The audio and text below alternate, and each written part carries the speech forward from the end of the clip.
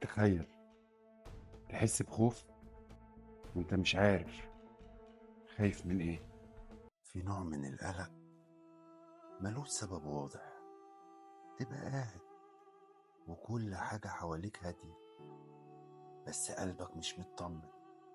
تضحك وقلبك مش مرتاح. الناس تفتكرك حساس أو إنك بتبالغ، بس هم مش شايفين المعركة اللي شغالة جوه دماغك. بس الحقيقة القلق بيبدأ من جوه القلب، ولو القلب بعيد عن ربنا هيفضل فيه قلق حتى وسط ألف هدوء. القلق أحيانا بيكون رسالة من ربنا.